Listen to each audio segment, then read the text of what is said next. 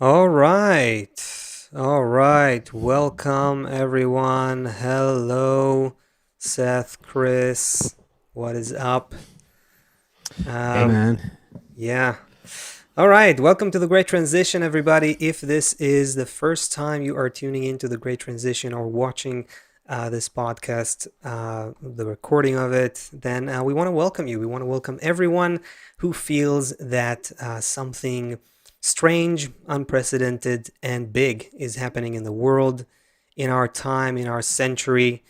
Um, we know something big is happening because from the authentic wisdom of Kabbalah, we learn that our time is unique in that the world and humanity is going through a great transition.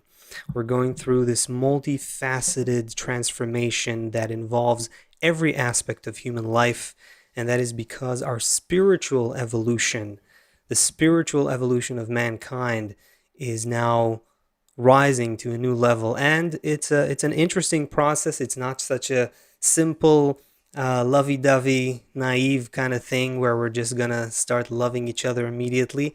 That's not exactly how things happen, but we are gradually being pushed to rise to a new level of consciousness, and that's what we're exploring here in the Great Transition. We're looking at this process through the perspective of the wisdom of Kabbalah, and of course what is happening in the world today.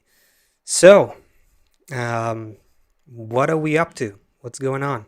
Well, with that intro, what better way or more uh, mm, uh, clear and kind of disturbing way to see exactly what you're talking about? Sometimes, whenever we turn on the news, definitely we see changes. And if you turn on the news recently, you're going to see about these kinds of, excuse me, about these kinds of changes.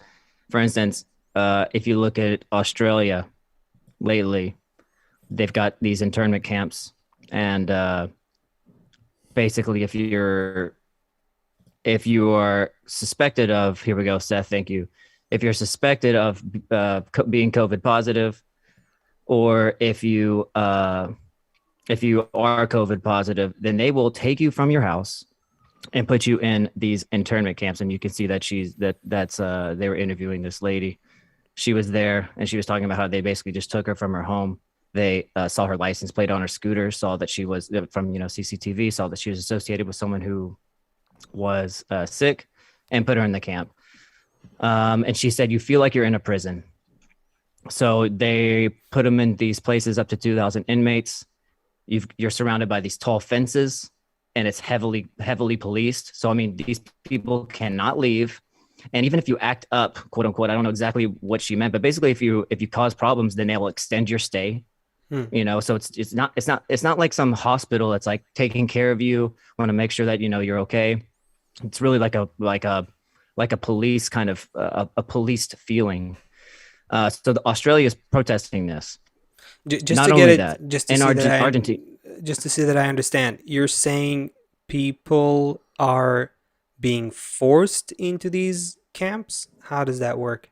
yes, they will Wow. come to your home if you're suspected. They will come knock on your door, and they're not asking you if you want to come. They are Suspected of telling of you to of come. uh, of murder, suspected of crime, Right? suspected of It's what? basically that's basically what it is. If you're suspected of being sick, so if you're around Hmm. someone who is COVID positive that they have verified, then and you were around them, like for this lady that you saw on camera, she was like I said, she was on her scooter. Apparently, they have license plates on their scooters. Oh, I guess they didn't mean electric electric scooters. Um, she was just around him, and they saw her tag and pulled her in, and that's it. So she was there for I think 14 days. Wow. Um, yeah, pretty bad. So, but that's not it because that's just Australia. What else do you have? Argentina. You can see protests, and they're protesting specifically here these what are called vaccine passports, which a lot of Hmm. people are probably familiar with. Wow, look at that. Yeah, so you have thousands of people basically saying, I don't want to be forced into getting a vaccine. Hmm. Similar things happening in France. Same kind of story. All these kinds of anti COVID measures. But here they get a little bit more violent. Yeah, you can see here. This is a guy, Luke Viva la Rudolsky. liberté. Exactly. Hey, Right. let us have our freedom. We don't want to be forced to get a vaccine in order to enter bars or to enter restaurants, or we don't want to be in lockdowns. And they're getting physical about it. And in Argentina, I guess maybe you didn't see that, but here they're definitely upset about it. And It so looks. and more It and more looks. sorry. I'm just saying, it looks extremely violent. I don't That's know kind of how. similar to what we saw even in the like before the elections. It was kind of like that, that Hmm. kind of anger. And so it's all across Europe. All across Europe, you have in Brussels. Where else did they say? Maybe Germany. People are protesting the same kinds of things here. What does it say here? 10,000 packed the streets of Vienna. Yeah, Austria. Hmm. Compulsory vaccination. And so yeah, look, you can have their water cannons out. Whoa, Wow. yeah, We have. that I hurt. see. I The see on people the who chat. suspected of being violent. Yeah, Chris. I see on the chat we have Nicholas from Austria here, um, and some other friends from other places Yeah, in Europe. I wonder if this is something that they they feel. Anyway, share with us in the chat if if there's something I'm important to wondering. add. Yeah. I'm wondering. So there's a couple things about it. So on the one hand, if there's the intentions of the authorities, like maybe it's really, really good intentioned. Maybe they just want to keep everybody healthy. And so we just want, maybe we don't agree with the policy or how they're going about enforcing it, but maybe the intention is just a really, really good intention. And they just want everyone to be healthy. Alternatively, maybe they don't have good intentions. Maybe it's some kind of authoritarian policies, and it's an opportunity to do that. But regardless of what their intentions are, whether they're good intentions or bad intentions, is there a portion of the population that supports the mandates? Hmm. Like, is society split in half? Like half of society says yes, like we should enforce this, like we should make everyone wear their masks and have the vaccines and stay 6 feet apart. Um, and then there's another half, like is society split in half the same way we have like Democrats and Republicans in the US? Or is this just the governments versus everyone? That's one question. I'm wondering I who's have another behind that? question. Oh, Chris, you're a Can little you bit. see me? Yeah, we we see you in a what happened? It's the still your the I lost power? electricity. I'm on battery power now, so I'm on limited time. I'm Oh. gonna cut to take my off on Oh, yeah, I just was surprised. Only reason I have internet is because I'm on my phone, so I'm just gonna cut this off okay. I'll add and then I'll some. be with you guys on the side. Okay, I'll just say to our viewers that there was a storm here, and some power went down in Chris's neighborhood. So okay, hope you can be with us at least with audio. Anyway, man, yeah, what were you saying, Seth? Okay, so on the one hand, I want to, whatever it is, whether these authorities, these governments have really good um, intentions, which I kind of say tongue in cheek, or maybe they have bad intentions. It's more kind of authoritarian intentions to just control the population. The question is, part of the question is there a half of the population or a percent of the population who agrees with them? Because this woman, I read something about what Chris said. She said, a police officer blocked my driveway. I said, what's going on? Are you going to test me for COVID? They said, no, you're getting taken away. You have no choice. You're going to Howard Springs. That's the name of the camp. Now, in my kids' school, we get emails from the principal like every week. Every day before they go into school, they have to fill out a thing that I have no symptoms. I haven't been exposed to anyone. Yeah, same here. Some Yeah. some kid was positive. If a kid is positive, they look at everyone he was in touch with. So one kid got it, and then there was like 30 other people who had to be quarantined because they were in his circle. Mm-hmm. So if we were in Australia, would they just come and just take these kids away? And also there's this concept of like the boiling frog, the boiling frog phenomenon. Like if you put a frog Mm, into a pot of boiling water, he'll freak out. But if you slowly raise the temperature, he won't notice until the water's boiling. And I'm confused, even in myself, at how kind of numb, like all of these things are actually happening. People are actually like it's clear that the world doesn't care about the Uyghurs in China, right? There's like a million people in camps, some of them being sterilized. The world just decided we care more about our cheap stuff from Amazon, and we just want to keep getting our cars and our stuff and our fridges and our phones, and we just forget about them. So if it's Uyghurs being taken away to camp, and again, I'm being tongue in cheek, so mhm, we don't care. So let them go to the camps, right? No, that's not what I'm saying, but that's how the world behaves towards them. Nobody cares. You don't mhm. hear anybody really making a big stink, or you don't see it in the news too much that it's a problem. But let's take Australia. You know, Yeah. some girl, she likes to go surfing and stuff, and she's on Instagram, and now she gets taken away to a camp. Hmm. Like, is that closer to home for anyone? Even that, okay, some immigrants or some minority population on the other side of China, that's one thing. But now, what if you're on Instagram? What if you're an Instagram person and you get taken away to the camps and still we don't But but feel it? but it sounds as though you're saying that uh, gradually. I mean, it's a perspective. It's a certain aspect of what's happening. I guess. Whoops, sorry. You're basically. It sounds like you're saying that the regimes are becoming more authoritarian, and No, we're no, no. First, I said gradually I not don't know. noticing it. They may have great intentions. I don't know. What I'm saying is that what it seems like is somebody is supporting these policies of taking people, of forcing things onto the population, forcing medicines on them, Hmm. forcing businesses to close, taking people, extracting people from their home with law enforcement. Um, You yourself have that in New York. They have this the private sector. You can't run your business if you're not vaccinated. There's something like that, right? right. But think about it. What you're seeing on the screens are people who are against it, but you're not going to go out and protest for it. So you're kind of only seeing half the picture. People may support it. They may say, "Hey, this is actually the correct thing to do. I don't want to be exposed. I don't want to be around people who are COVID positive." So there is kind of the other half of the story. So, um, so the question is, where is society going, and why don't we Hmm.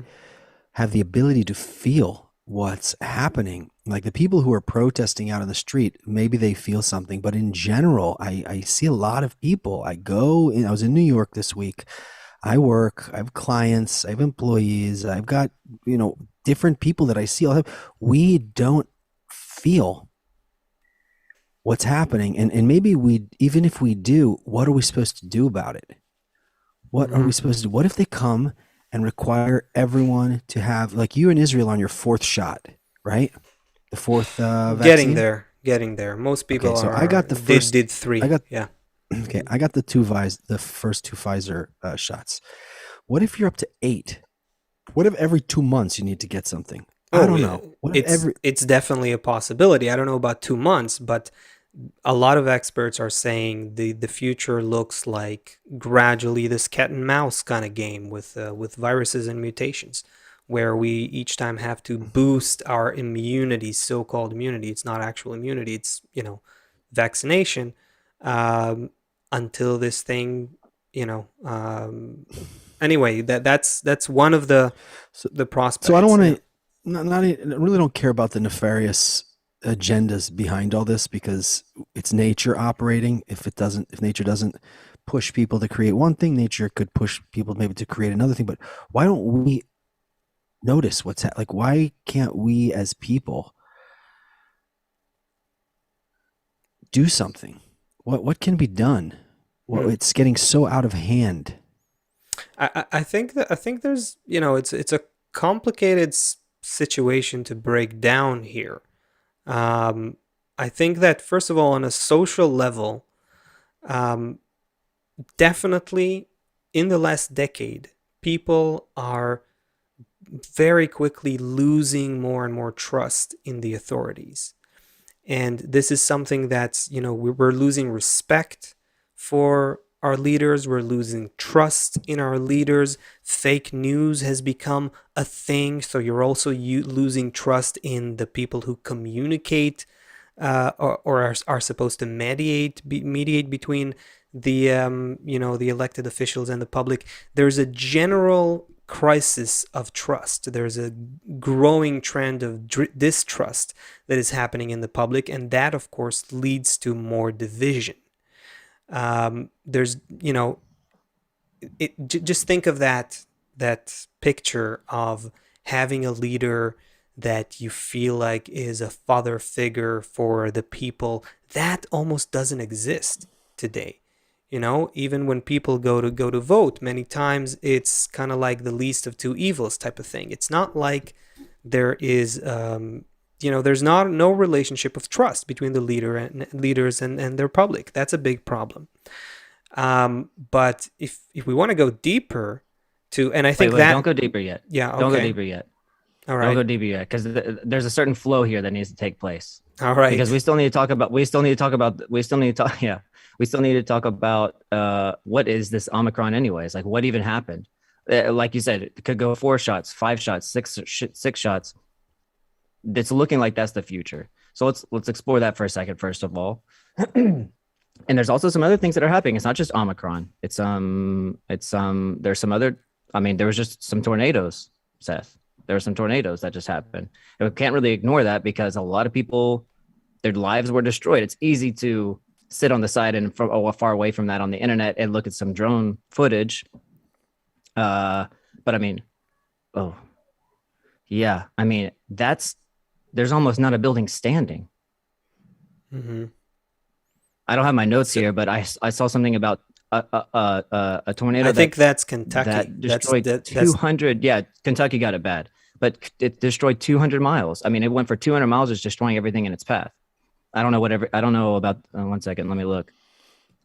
Interesting that air. Okay, yeah. So it's air. I know. It's like It's almost like nature uses everything at its disposal. I have air. I'm going to use air to destroy. 28,500 homes still are without power right now. And this is just in Kentucky. More than 1,000 properties were destroyed. And we're talking about 30 tornadoes. I mean, there was this huge, massive storm that all of a sudden whipped up kind of out of nowhere. You never know what a tornado is going to happen. And 30 tornadoes, just think about it. All of a sudden you're living in a state that has 30 tornadoes, in an area that has 30 tornadoes, and you can't do anything about it. What are you supposed to do? You're just sitting by. Yeah, look at this. As you're standing here in the picture. There's so many things going on around I mean, this is crazy that air just like rips a roof off of a house. Not sure what you're supposed to do about that. But we've seen so many stories pass through this show with the fires and the floods and the just endless problems. Yeah, I think it's not stopping. I don't know if you want to go there already, but that's exactly where we should analyze the situation from a Kabbalistic perspective. Wait a second. There's one more thing. What's interesting about the Omicron? What's interesting is there's up to 30 mutations. They're looking at this virus specifically, and they're saying there are 30 mutations. And if it originated from South Africa, this is kind of the theory. It's hard to locate the origin. But if it originated from South Africa, they're saying it could have created all these mutations and gone through all these mutations because there's such a high rate of HIV. So these people have low immunosuppression, and so it allows the virus to mutate. So it becomes more contagious, and some places that are not, so it's exposed to these places that don't have a lot of people who have been vaccinated. So you kind of have the world that is going through this huge vaccination process, and one part of the world that's a little bit left out from it, and it creates this huge thing, and it makes it keep going and keep going and keep going. So there's a situation here that we need to analyze. That okay, the whole world is going through something. Maybe the whole world can tackle it, but it looks like the whole world isn't tackling it. Not to mention the what's this in the Canary Islands, the volcano. They're sending people inside. So everyone's kind of exposed to this nature's wrath, where, okay, I can go in. Can I go inside? Seth was laughing. I'm glad that they're forcing people indoors. What does it say? 30,000 people. Yeah, they have to go indoors. They received instruction to go indoors to save themselves from these poisonous gases. So, okay, not really. It doesn't really sound like that's a way to Thank God prevent the yourself from poisonous, being yeah, exposed. thank God But the poisonous gases can't make it inside the house. Yeah. exactly. It's almost like you say the wind. Okay, can't do anything about the wind. It just comes at you at 160 miles. And also, I just saw in where was it? I just read the article. Did you guys see it? There was this super typhoon. They call it a super typhoon. I've never heard that word before. I see my internet is no good, so you guys keep talking. Yeah, I mean you're getting a little choppy, but I think we can still make up what you're saying pretty well. I would say, okay, when you put all of this stuff on the table, you have all of this division, these protests, and essentially division that's happening in society, distrust, right, between the authorities and the public, and you're looking at these natural phenomenon that are happening. COVID is one, and again, it doesn't matter even if it was involved in in a lab or not. It's still something that has to do with our involvement in nature. And you also have, like you said, all these natural disasters, 30 tornadoes, uh, you know, hitting the United States, the volcano eruptions, whatever it is.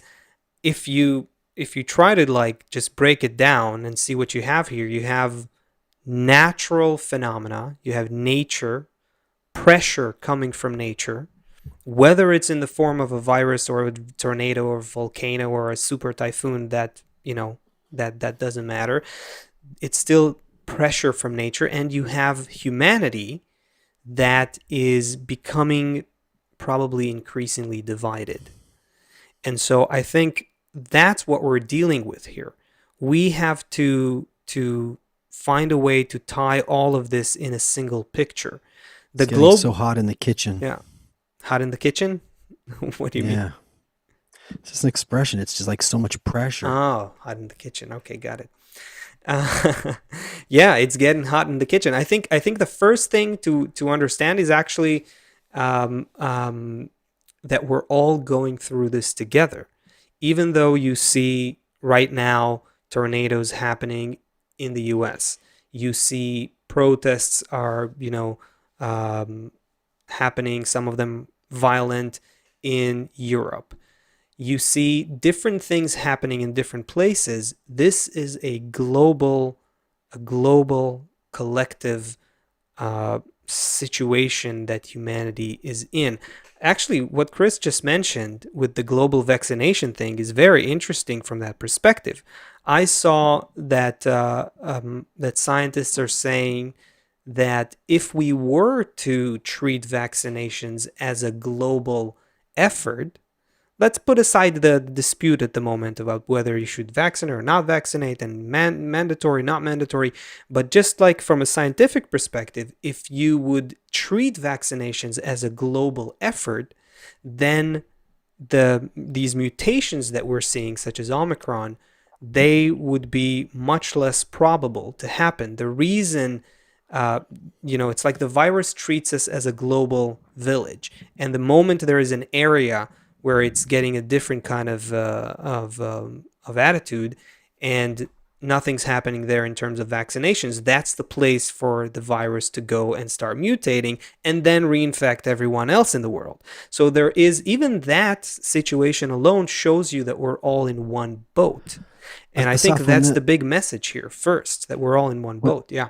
when the Kabbalist looks at this whole global situation, why isn't it that important to the Kabbalist whether or not the virus came from a lab or whether or not the virus came naturally? Or why isn't it that important when the Kabbalist is analyzing the situation if the intentions of the government issuing the mandates are peaceful, care for everyone, or if the intention of the governments issuing the mandates is more authoritarian? Why aren't those the questions that the Kabbalist is concerned with? Yeah, that's a good question because it separates, our Kabbalistic perspective from a normal kind of ordinary earthly sociological perspective. Because the lab too comes from nature, and the egoism, the growing egoism that drives authorities and leaders to become more power hungry is also a natural process. We are the natural forces permeate everything and everyone. And so what we're really dealing with here, Kabbalistically, is nature. That's it. We're dealing with nature from within and from without. From within, meaning we feel it in ourselves. We are, we are feeling how hard it is for us to trust each other, to be in line with each other, to treat each other as family. And we also see that on the other hand, we're dealing with nature from the outside, meaning these forces of nature that manifest in the form of a virus, a typhoon, a tornado, or whatever it is, that make it harder and harder for us to not trust each other. And that's where we are. That's where we are. We're in between. Yeah. Is there some reason why it would come through, for example, a virus, or that it would come through a tornado, or come through a volcano? Or does it matter? Well, is there some reason why it's happening the way it is happening? There is a reason. There is a reason, but the reason has to do. I mean, why do you see one day, on the one hand you see a virus break out, on the other hand you see these natural disasters? This has a reason that's embedded in the structure of creation, the structure of reality. The long story short, all of reality is one thing. There's one substance that makes up all of reality, and it's divided into 4 levels: still, vegetative, animate, human. But what we're seeing is the same program governs all those 4 levels, and this program of nature works in synchrony, works in collaboration. So all those levels of nature are playing out the same program. That's why it doesn't matter so much for a Kabbalist, whether it happens this one time, it happens through a virus, the other time it happens through climate change, the another time it happens through an economic crisis. All of those are different aspects of the same natural program that governs everything that happens. We talked about fungi last week, right, in the mycelium. So if even these simple single cell organisms connect and make these networks and transfer information, so then we can see the same thing as you go up to whales and other things. Yeah. So is what would be the reason why nature doesn't do anything by accident, right? Maybe it's just like a dirty sneeze, like achoo, and just snot goes everywhere, and that's just 2021. That's 2020. That's just what it is. It's just a dirty sneeze, or does nature have some kind of reason why we're doing tornadoes now and a little bit of COVID on the side over here, and let's stir up some volcanoes over there? In the same way the mycelia underground doesn't just randomly grow in, it may seem to us when we look at it, it just grows wherever it can go. No, it's actually finding its own kin, its own seeds, and it's giving them nutrients, and everything is happening in a synchronized, integral fashion. So then maybe all of these things are too. What is it? Yeah, that's fascinating. If you ask me, like from a Kabbalistic perspective, you could go and research that and think about it from a Kabbalistic perspective. I think it's interesting, but the truth is we don't know the complete program. But look, there is a reason why these blows happen on different levels. If you think about what the virus is doing, how you think about it as a biological thing, right? But it's not just a biological thing. It changes our psychology, and it changes our attitude to each other, and it shows us all sorts of. It forces a different kind of lifestyle. It does a lot of things to the human family, to the human psyche, and that these changes in the human psyche, they need to happen through a specific aspect of the natural program. So it's like nature has all sorts of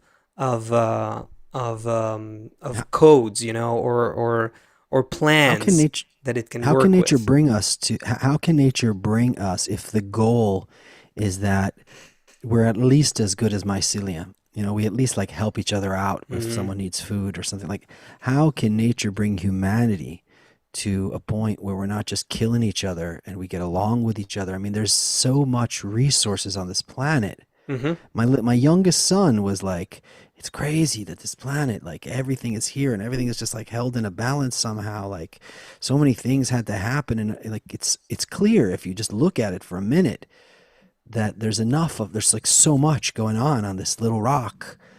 What does nature need to do to get us to Hmm. just get along? Look what happens. Wait a second, but look what happens. Yeah. Just for, I mean, you see it on the news all the time. These feel good stories. We like watching those. In Kentucky, I saw there was a guy. He drug out his smoker, his little grill, you know, and bought it some bottled water. They're interviewing him. Yeah, just wanted to come out here.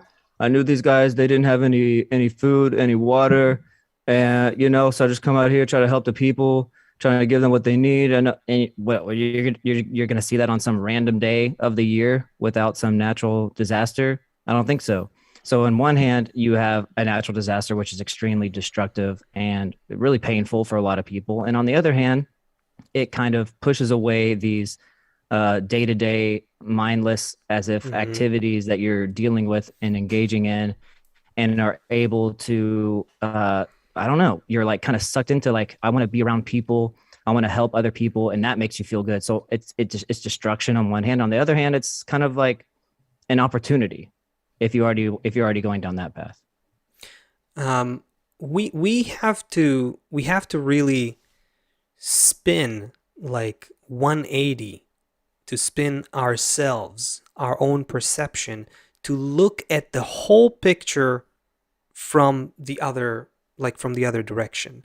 We have to right now, like, you know, we're looking at all these, the footage that you've shown, and on all the stuff that's happening. You're looking at the headlines, you're seeing a picture, right? This is how it appears to us in the instinctive, our instinctive perception of reality. Like Seth is saying, what's going on with all these problems, troubles, plagues, disasters? Is that taking us to a better, you know, to a better situation? Kabbalists are saying, yes, that's how it appears to us. It seems like just, you know, horrible suffering that is mounting. But what we need to do to see a different picture is to change our perception like a literally 180 degrees, and try to look at it from nature's perspective. Study nature and what she wants from us. And then maybe we could see a whole different process that's unfolding in front of our eyes. And if Hold you, on. yeah, Okay, hold on. Suppose I'm having a bad day, right? yeah, I'm not doing well, and I take some drug, okay, and now I feel good. It's cocaine, whatever. all right, I feel okay. I feel good. I feel like I can tackle these problems. mm-hmm, So didn't I solve? I mean, also the situation itself didn't change. My feelings changed, right? At 1 o'clock in the afternoon, I was feeling crappy. Then I took some coke, and at 1:30, I'm no, feeling better about the situation. no, you The didn't. situation itself didn't. No, only I changed. Only my perception changed. The reality itself You didn't okay, change. okay, you didn't really change. You only mitigated how you feel for a temporary amount of time. What I'm talking about is uh, uh, uh, is changing yourself to the point that you can see through the stuff that's happening. You can see a guiding hand and its higher goal, the higher purpose. Nature has no other choice but to push us towards interconnection, complete global interdependence. That needs to happen. How we experience it depends on how much we embrace that move from nature, that So it's tendency. gonna be painful every time. It's gonna No, be painful. I'm gonna hurt from it. no, it's going to be painful as long as you don't embrace it. That's the problem. That's what we're missing. That's the gap in perception that Kabbalists are trying to bridge for us. So Nature even is this, yeah. if I'm mad at nature, that's already good because at least I'm looking at nature. Yeah, you're already like, yeah, that's you're at least you have some attention to the greater force that we're part of that is now shaping our global development. Yes, So it's just trying that to get our attention because it's got my attention at least. I don't know how. I mean, it'll have your attention if you're in Kentucky. It'll have your attention if you're, I don't know, maybe not in Australia. You're probably looking at the government there, but still, there's it's a little bit more concealed there. But it has our attention, let's say. So what? So in order to get our full attention, it just needs to wipe out everything. It's kind of what it seems like. no, and also look, I don't think that's what nature's doing. If you look at what nature's actually doing, it's treating us like a very skillful judge, like a very kind of smart educator, where there is, yes, we're going through difficult situations, but they're measured exactly to the point that you can do something of your own accord to treat the situation differently, to discover what nature wants from you, and then to begin to change the But why does experience. nature care about a person? Nature I mean, cares about nature let's say cares about nature's the whole. 14 billion years Yeah, old, and it's why do we care? And so I have something I can do in my hmm, uh, 16 hours, 20 hours, whatever I'm awake. Like that's yeah, nature cares about that. yeah. Nature cares about every second of the day of every person in the world. Yeah, it's a whole, complete, perfect, holistic system where nothing is redundant, nothing is superfluous, nothing is unnecessary. Every person is like an entire world. It's a holographic system, and that's why also every person is important as the entire world, and every person is equal to the rest of the world because we are an integral, complete, perfect system. That is exactly what we're not seeing. That is exactly what's causing us troubles. That is exactly part of the reason why we're so divided. We Is why? because Why are we so divided? we have a hard time seeing that we're all equally important in the eyes of nature, and our well-being is also collectively important. You can't have one person or one society or one culture or one nation doing well while the others are doing bad. That's not going to work anymore in the 21st century. It's not going to Why work with not? Why not? because nature's program has moved to its last phase of human development, and at So what that does it look phase, like? How does it? Why can't one country be successful and another one won't? it's What not going to happens? happen. Not going to happen anymore. It's just not going to happen because the natural system um, uh, is already working on a new frequency. That frequency or that level of the program, that stage in the game, that new phase of development that we're in is a global one. We are treated by nature as a collective global organism. You mentioned the fungi we talked about. What's cool about the fungi, this is something that Kabbalists have been saying. You can find it 100 years ago in a Shamati article from Kabbalist Bala Sulam, that all the vegetation, for instance, all of them, even those the connections we don't see, we don't. The fungi is a great example because it helps you see how connected and how vast is this network. But really, all of the vegetative level is one thing. From nature's perspective, again, Kabbalists wrote about it a long time ago. It's one global organism. We humans are also one collective global organism. Now, we don't feel like that. We definitely don't feel it. Of course, I'm not being, like airy fairy here, living in a dreamland. We're all one, and no, we're not feeling it. But that's exactly what needs to develop. And these pressures from nature, whether it's through COVID or tornadoes or volcanoes or just wait and see, right? It's all for us to wake up to realize it, to begin to develop a sense of it from humans, unlike fungi, Nature wants us to consciously participate, to consciously feel our interdependence. And that's why it's a complicated process. So let's go back then to the first, how we opened the show. So there's half of, or whatever, some percentage of the population, the governments that are locking people down and are requiring mandates. Yeah. And the other half we're protesting against. And you're saying that these two halves now need to somehow come into harmony with each other? Yeah. You're going to have to Sounds very solve unrealistic. you're going to have to solve the problem of trust. You're going to have to solve the problem of division at the core of it. You're going to have to solve the problem of human Sounds beings very time consuming. not feeling each other as very like, impossible. well, nature has time. You know, that's not a problem. And time consuming for who? It always seems like it's not fair. That's kind of the feeling that I get when I look at these protests. They're saying they're benefiting and I'm not benefiting. Whoever's making the rules, they're benefiting somehow. They have their comfortable lives and they're making my lives uncomfortable. They're benefiting because they have 99.9% of the wealth and I only have 1% of the wealth. There's this, like all of a sudden it's going to be fair, or all of a sudden all of us at one time need to agree that that's fine.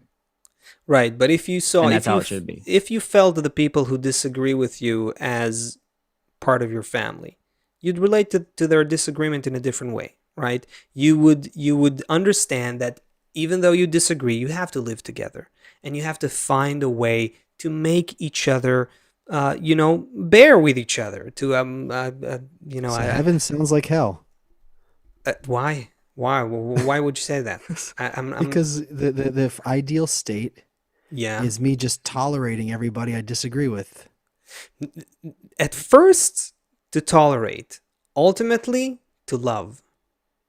And if you love, then you don't. It doesn't feel like pain. Can we segue? I love how you just ended that. We're gonna end. Say it one more time. Say it one more time. We're gonna segue.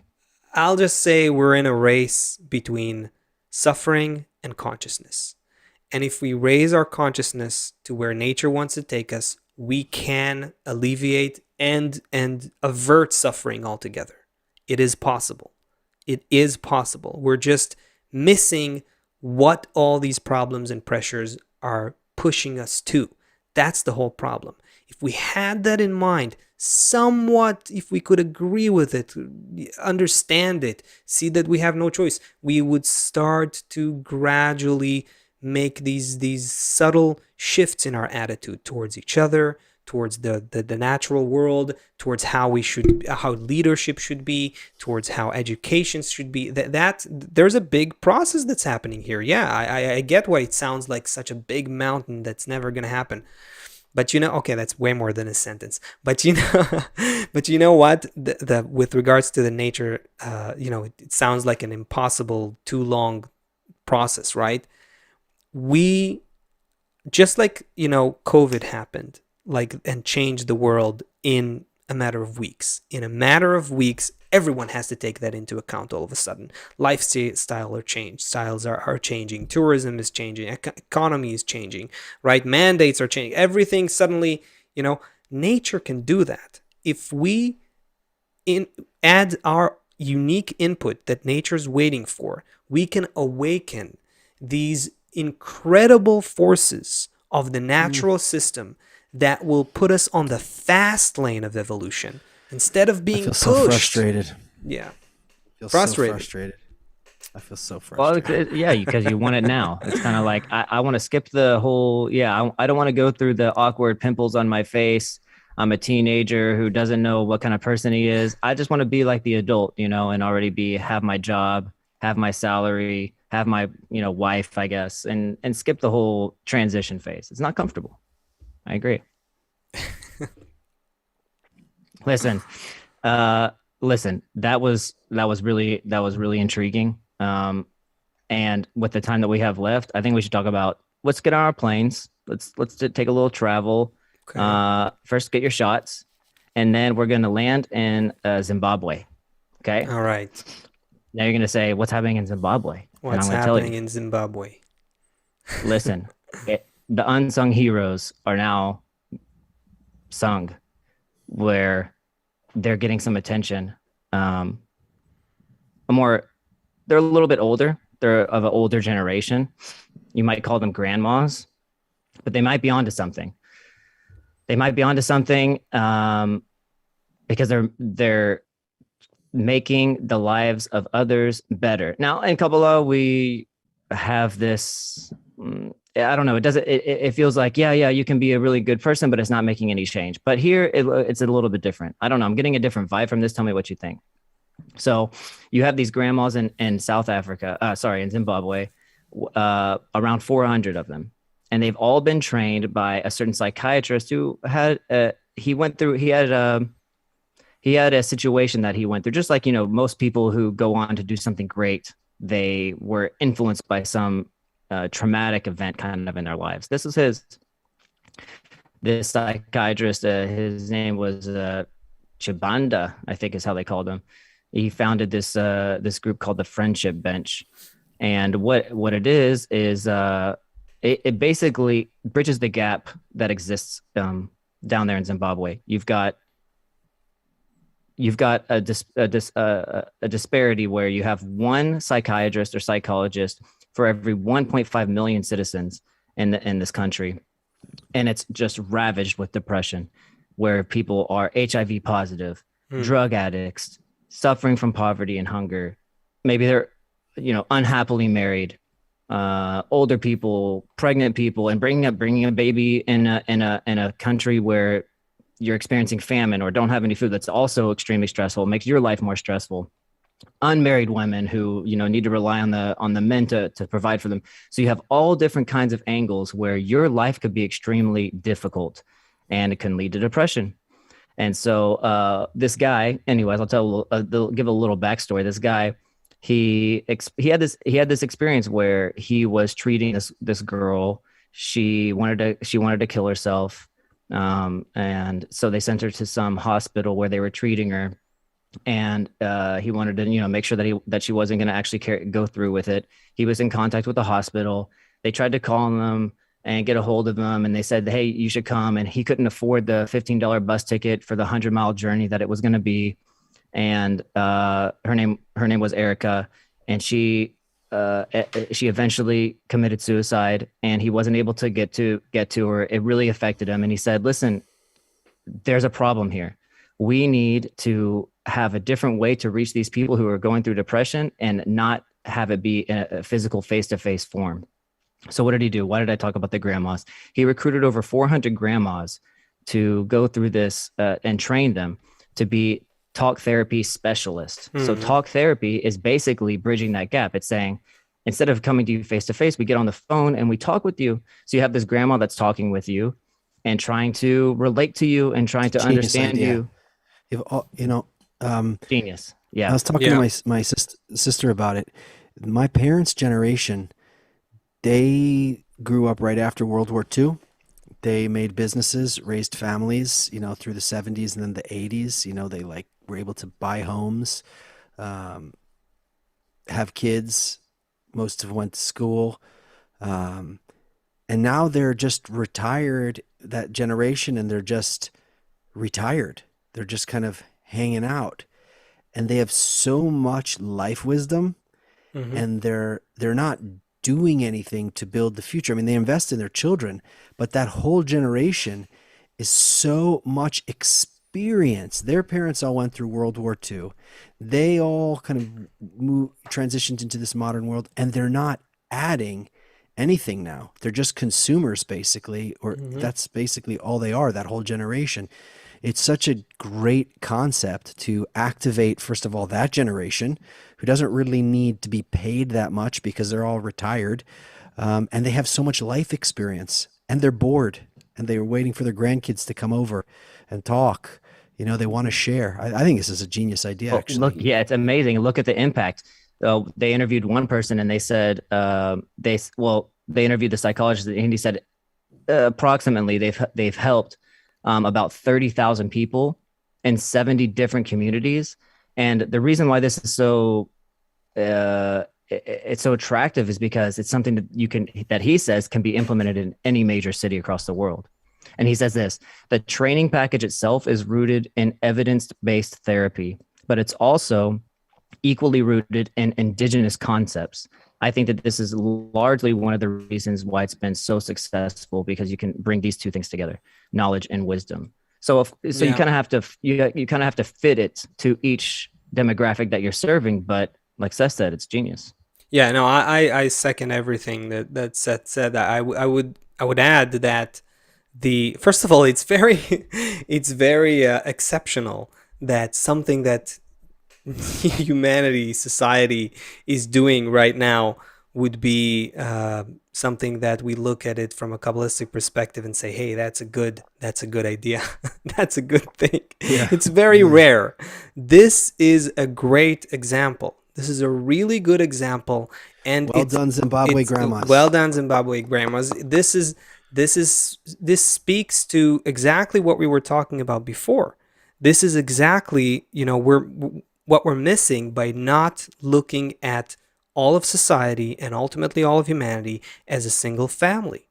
This is something that the plants, those fungi or whatever, the trees, what they know how to do, and we don't. Of course, we need to draw the parallels here, right?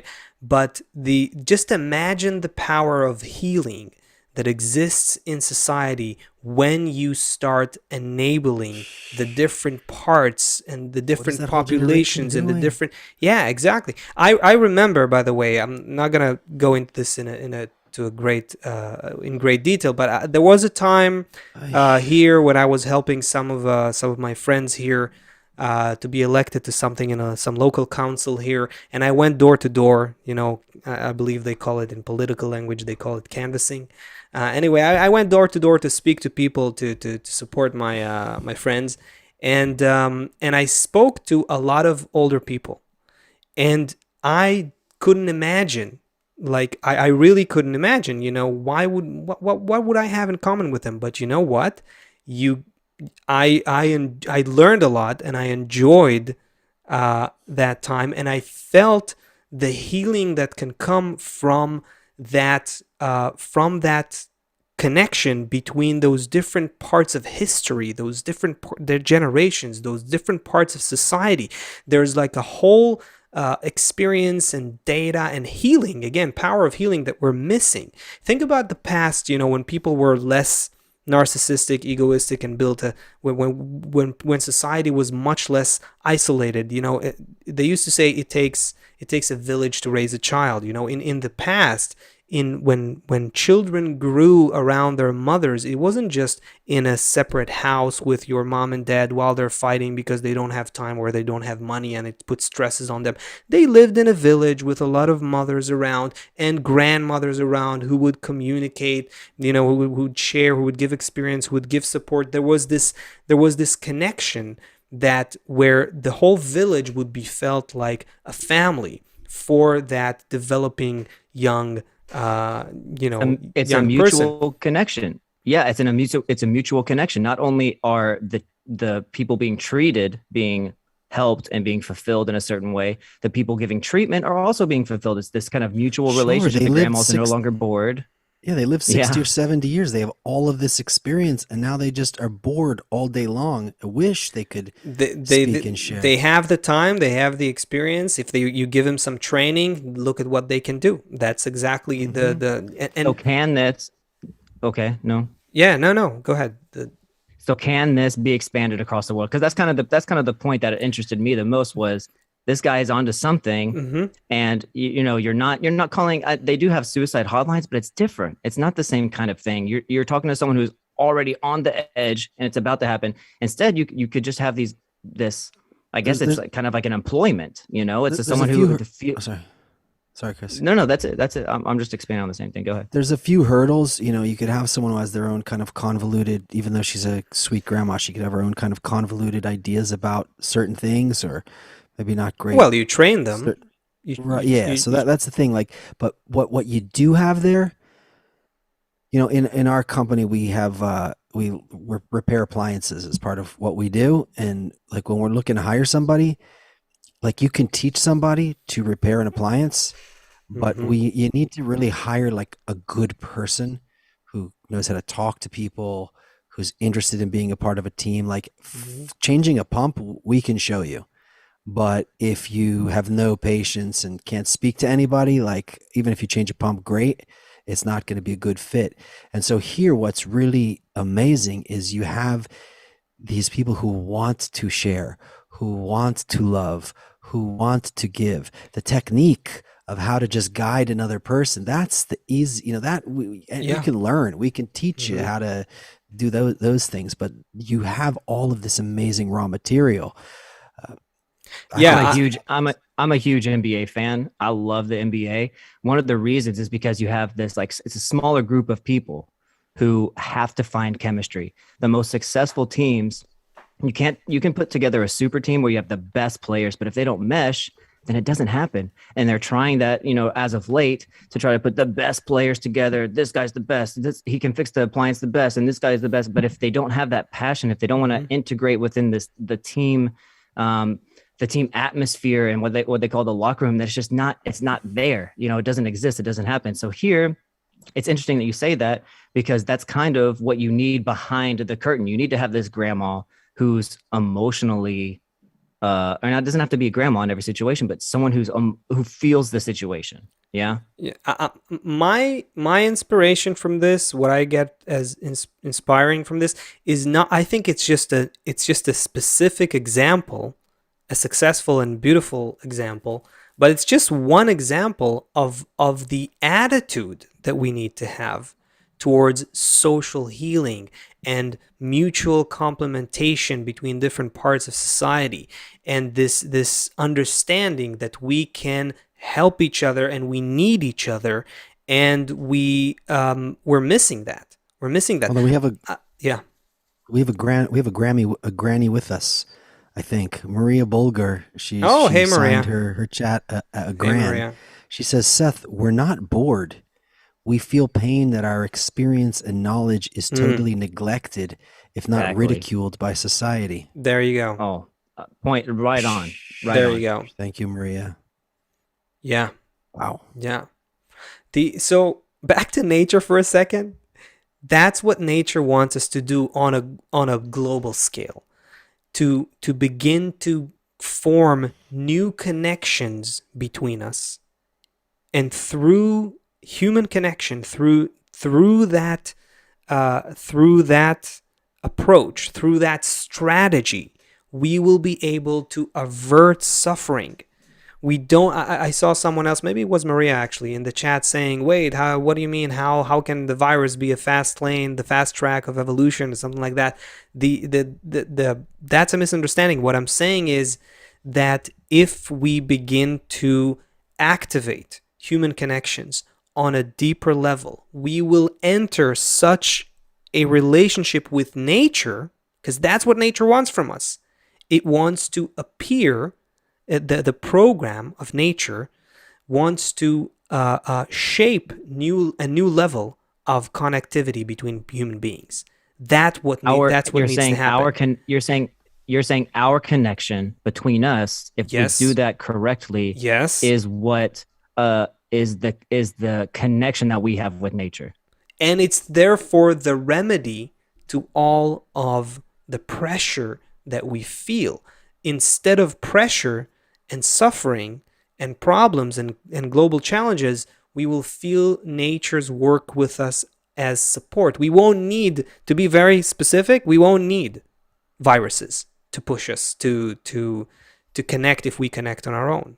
Yes, absolutely. We won't need to go through these horrible division situations where that become violent, because we will have education and social psychology and positive influence of the society that we can use in order to begin to see how to complement each other, how to use each person and their view in a way that is productive and conducive to the whole human family. We're missing that. I don't think that's so unrealistic. I agree it sounds far-fetched when you look at where the world is today. But this is the thing about beliefs. You know, the where you are right now is, and what you see in front of your eyes right now is, it it seems opposite to where you could be if you saw things in a different way. It's just the better future of humanity. I don't think is that far. I don't think it's far fetched. It's impossible. I think it's very far from, not in terms of time necessarily, but just in terms of perception, in terms of consciousness. Will It's a small interchange that means a lot. And if we, until we go through that little upgrade of consciousness, begin to see each other as one, begin to feel each other as a family, until we do that, we're gonna be bumping with our head against the wall. It's gonna be tough. Yes. like a willingness. It sounds like willingness to do it. Yeah, willingness, and some understanding too. We need education to we need to educate each other about nature's goal, to educate each other about us being connected, being a global organism, a global species that is connected as one. We need to go through this educational process that will become an emotional process, psychological process, and ultimately a spiritual process. That's kind of like what this whole show is about, where you convince me and then I'm willing to do it. I guess we have to start one day at a time. Thank you guys again. This was a really meaningful show. I hope the audience also enjoyed it and can be ready to move on to the next show. We'll meet again. I want to say, maybe Seth can help me here as well. I want to say to all our friends here in the chat who might be, you look at the world and you look at all the stuff like that we've shown, and all the division that's happening, and it's very easy. It's very easy to fall into that, and we don't need to fight the fact that we look at what's happening and we definitely take a side. It's in our nature. It's part of, we immediately take a side. We feel we're against these or in favor of those. But I want to speak to that and say that while this is happening on one level, there is another level. There is another level where we are one, and we need to be willing to see it, and then we'll see how it becomes possible. It is possible. And I hope that all And it will our happen. friends here in the show are feeling it to some extent. Uh, I think that's what we're trying to communicate here. Seth, what do you? Just while you were saying that, I was just looking through the chats. It got really emotional over there, and it seems like there's some very practical questions that some of our friends have. Maybe we need to get into some of these kind of answers. I mean, there's many resources on the Kabbalah Info channel that deal with these, but if they're not being answered, if our friends are not getting answers, maybe we need to come up with some kind of Q&A or something. I'm not sure what, but there's some really important questions here that so anyway, my advice is search around on the Kabbalah Info channel. If you have, if you're asking specific questions, look on that YouTube channel for some answers. If not, bring them back.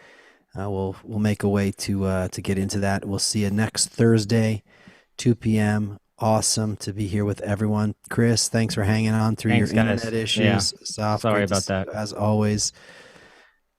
We will see everyone next Thursday, 2 p.m. Eastern.